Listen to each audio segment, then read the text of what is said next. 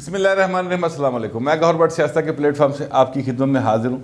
सबसे पहले दरख्वास्त है कि चैनल को सब्सक्राइब कर लें और बेल आइकन का बटन ज़रूर दबा दें ताकि आप तक मेरा वीलॉग पहले पहुँच सके।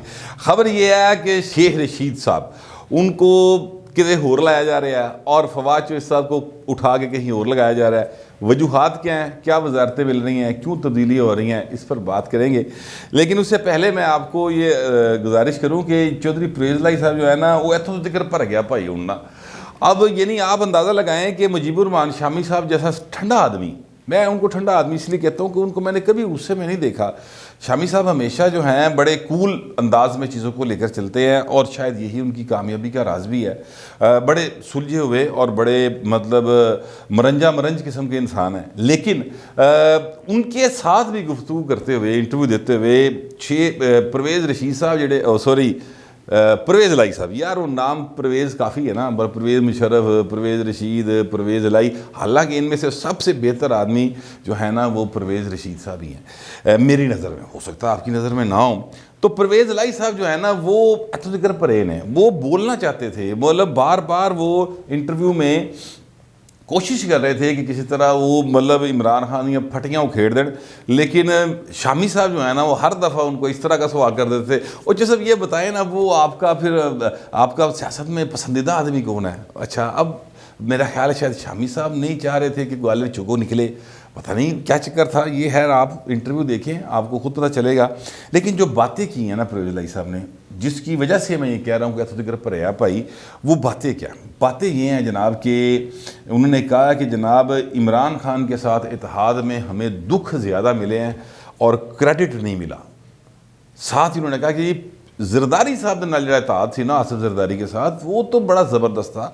आसिफ जरदारी साहब को पता है कि किस तरह से इत्तेहादियों को साथ लेके चलना है, और सियासत लोगों को साथ मिलाने का और तहम्मुल का ही नाम है, ये परवेज़ लाई साहब ने कहा है। और उन्होंने कहा कि जब बलदियाती इंतखाबात आएंगे ना तो फिर लग पता जाएगा। वो कहते हैं कि ये खुद अनाउंस कर रहे हैं तहरीक इंसाफ वाले कि हमने अकेले इलेक्शन लड़ना है। तो ठीक है, जब इलेक्शन होगा तो फिर इलेक्शन तो होते ही लड़ाई का नाम है ना, फिर हम लड़ेंगे और हमें तो कोई मसला नहीं है। हमने जहाँ जहाँ फिर लड़ना है हम लड़ेंगे। फिर साथ उन्होंने कहा कि ये जो हैं अपना मौलाना फजल रहमान, आपको याद होगा मौलाना फजल रहमान साहब जो है उनके बारे में वैसे एक बात हासे वाली है, सही है गलत है मैंने नहीं पता, पर मेरे आ गई मुँह जितने मैं कर देनी है।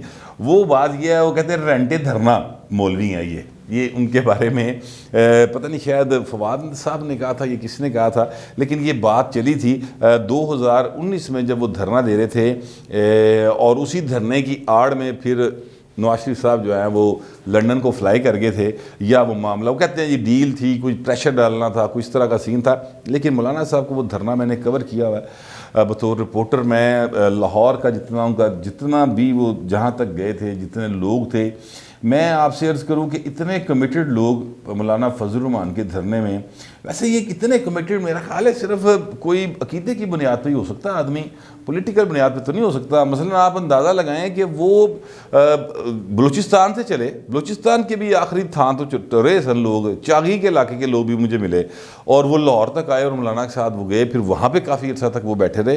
तो ये सारे लोग उनके साथ थे, और जितना वो बंदा लैके टुरया सी उन्ना ही बंदा उत्थे पहुँचा सी, एक नाग भी विचों नहीं कटिया सी। तो मौलाना फजल रहमान साहब जो है ना वो उस वक्त मौलाना आ रहा है वो एक तराना था इनका, वो चलाते थे, बड़े गुस्से में थे, बड़े शदीद गुस्से में थे।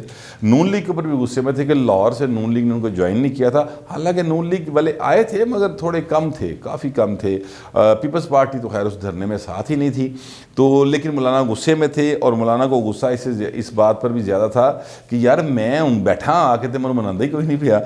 लेकिन ये चले गए चौधरी शुजात साहब और चौधरी परवेज़ लाई साहब, इन्होंने जाके मौलाना से मुलाकातें की, उनको समझाया बुझाया, उन्होंने ठंडा किया, उन्होंने पानी पुनी पाया और उनको घर भेज दिया कि जनाब जैसे आप कह रहे हैं वैसे ही होगा, ये कर लेंगे वो कर लेंगे, जो कहाड़ी घूनी करानी होती वो करवा के भेज दिया। अब परवेज़ लाई साहब कहते हैं कि हमें उसका भी कोई क्रेडिट नहीं मिला, बल्कि वो कहते हैं कि क्रेडिट क्या, बस वो कहाड़ी रह नहीं दो।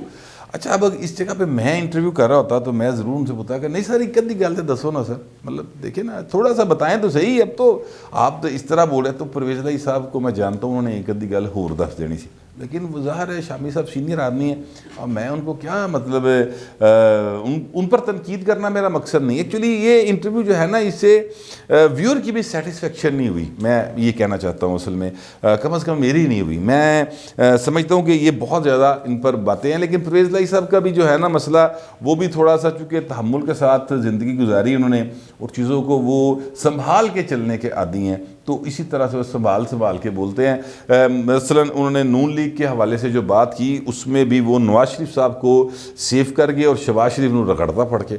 मतलब उन्होंने कहा कि शहबाज शरीफ बड़े विंडिक्टिव आदमी हैं, वो मतलब दिल च गल रखने वाला बंदा, इंतकामी कार्रवाई करने वाले आदमी हैं। इसका एक और लफ्ज़ भी होता है कीना परवर, लेकिन मैं नहीं बोलता वो।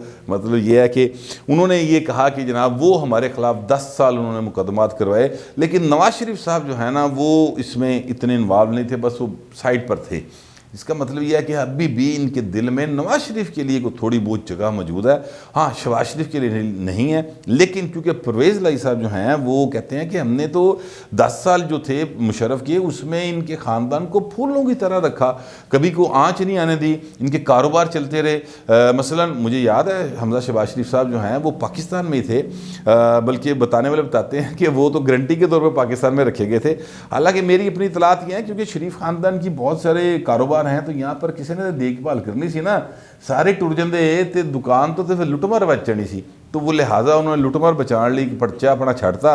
हमजा साहब उस वक्त बिल्कुल यंग थे और यानी यार 1999 2000 की बात है, 20 साल निकाल दे, 45 साल हमजा साहब की उम्र है, तो आप अंदाज़ा लगा लें कि वो फिर कितने 25-26 साल के नौजवान थे और बड़े मतलब उन्होंने समझदारी के साथ वो सारे मामलों को चलाया। तो परवेज़ लाई साहब एक्चुअली उसका हवाला दे रहे, कह रहे हैं कि हमने हमजा तक कोई आँच नहीं आने दी। और अभी भी मैं आपको बताऊं कि जब हमजा शहबाज शरीफ अपोजिशन लीडर हैं पंजाब असम्बली के अंदर, तो हमजा साहब के परवेज़ लाई साहब के साथ बड़े आइडियल ताल्लुकात हैं।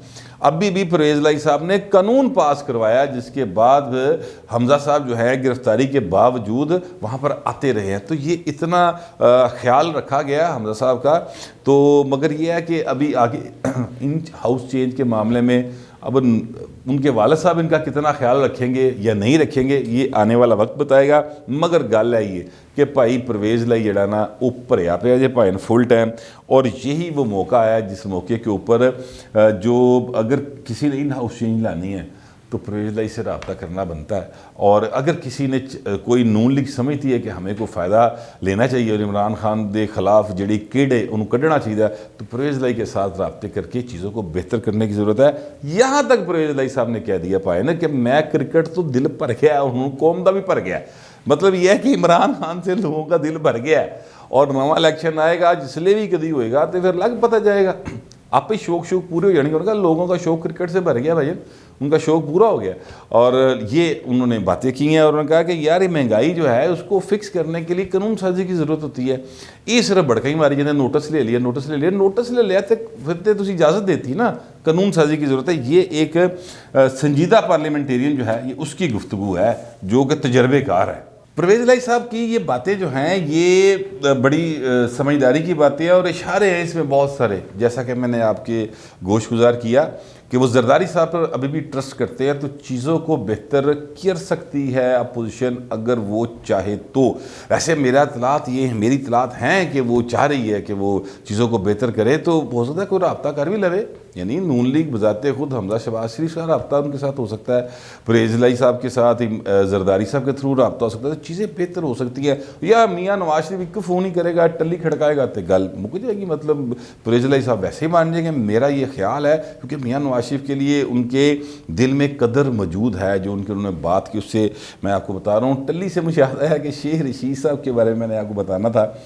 शेख रशीद साहब की वजारत हो रही पाइन चेंज और उनको वजारत दाखिला से वजारत इतलात दी जा रही है मेरे ज़राए के मुताबिक, और फवाद चौधरी साहब को वजारत इतलात से वजारत दाखिला दी जा रही है, यानी दोनों को आपस में स्वैप किया जा रहा है, ठीक है। और इसके साथ साथ मोहन सलाई की वजारत भी तब्दीली की अफवाहें हैं, अभी ये होती है नहीं होती, लेकिन ये एक सीन चल रहा है। फवाद चौधरी साहब जो हैं उनको वजारत इतलात से क्यों उधर किया जा रहा है और शेख रशीद को इधर क्यों किया जा रहा है, इसकी जो थोड़ी सी बैकग्राउंड है पहले वो मैं आपको बता दूं। शेख रशीद साहब को जब वज़ीर दाखिला बनाया गया तो उस वक्त भी फवाद चौधरी साहब जो हैं वो वजारत दाखिला के उम्मीदवार थे। मैंने इस पर तभी बात की थी कि वो वज़ीर दाखिला बनना चाहते हैं, लेकिन उनको वज़ीर दाखिला इसलिए नहीं बनाया गया था उस वक्त क्योंकि उस वक्त ज़रूरत थी कि जनाब एक ऐसा बंदा हो जो रिलीजियस एलिमेंट को भी कंट्रोल कर सकता हो। फवाद चौधरी साहब ज़रा एक अल्ट्रा लिबरल आदमी हैं और वो कहते हैं कि बस तुम दो सारे जोड़ा मज़हब के नाम पे सियासत करे। तो उनके बारे में ख्याल यही था कि अगर उनको लाया गया, बल्कि मुझे किसी ने बताया कि मतलब ये बाकायदा डायलॉग हुए थे, इमरान खान ने उनसे कहा था कि यार जे मैं तेन लाता तू तो सारे मौलवी अंदर कर देगा। तो उन्होंने कहा जी मैं कर देंगा।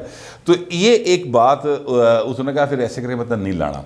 तो ये एक बात थी, उस वक्त वो रह गई। अब ज़रूरत महसूस कर रहा है इमरान खान के जनाब जो रिलीजियस एलिमेंट है, जैसे कि सियालकोट का वाक़या हुआ, जैसा कि और मुख्तलिफ़ जगहों पे वाक़यात हो रहे हैं, तो वो कहते हैं कि इस वक्त ज़रूरत महसूस कर रहे हैं ज़राए के मुताबिक कि वो एक ऐसा बंदा होना चाहिए जिसके दिल में जो एक्सट्रीमिस्ट एलिमेंट है उनके लिए कोई मोहब्बत, कोई अकीदत, कोई प्यार वाली कहानी ना होवे।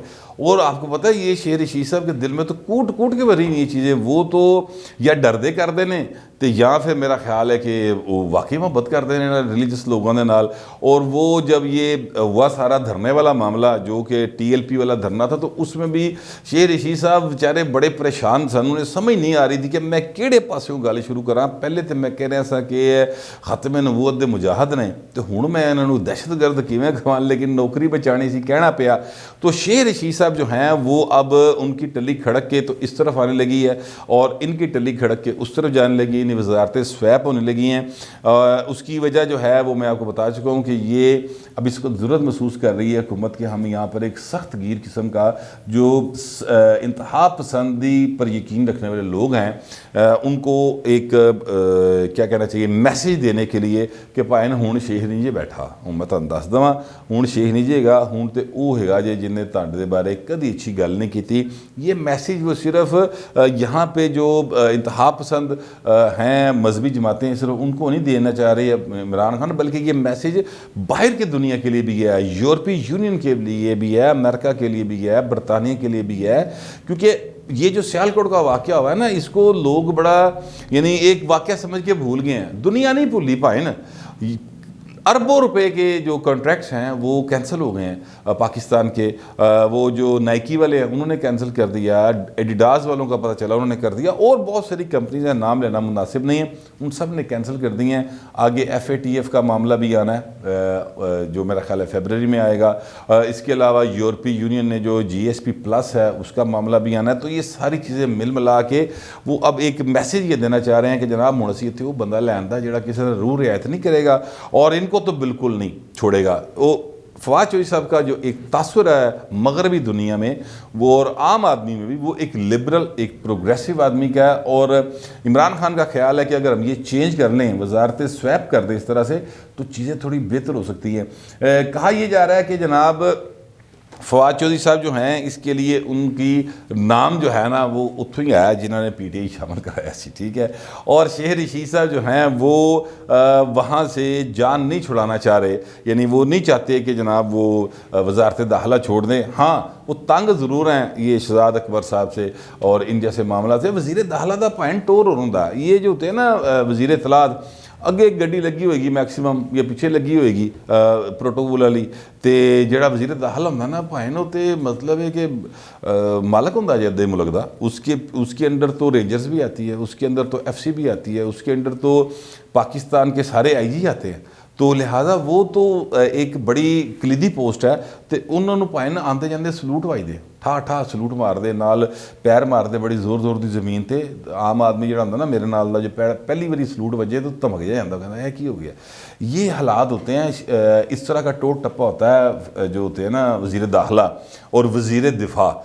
मेरे एक दोस्त कह लें, बड़े भाई कह लें, वो वज़ीर दिफा रहे हैं चौधरी अहमद मुख्तार साहब। तो मैं जब उनको पहली दफ़ा उन्होंने मुझे बुलाया और मैं उनके घर गया इस्लामाबाद में, तो वो बाहर आ गए लेने के लिए, उनकी मेहरबानी थी, बड़े अच्छे इंसान थे, अल्लाह ताला उनको गरीक रहमत करे। तो वो जिसलिए उन्होंने सलूट मारे ना वज़ीर दाखिला दे निकलन देते, तो मैं घबरा जा गया, मैं कहा भाई ने की हो रहा, और एक यह प्रोटोकॉल का हिस्सा है। तो ये इस तरह से होता है। अब वो सलूट बजेंगे भाई ना फवाद चौधरी साहब को, शेर रशीद साहब उन सलूटों से ज़रा थोड़े से महरूम हो जाएंगे और इधर आ जाएंगे दोबारा वजारत इत्तलात में, और फिर यहाँ पर आके वो फिर जिस तरह से वो मीडिया की डार्लिंग है और डार्लिंग बनेंगे, और फिर जिस तरह से वो नैरेटिव बयान करेंगे, वो एक नवा मसला है, उनको समझाया जा रहा है फिलहाल के पाए ना उत्थे बह के इंतहा पसंदी की हिमायत नहीं करनी।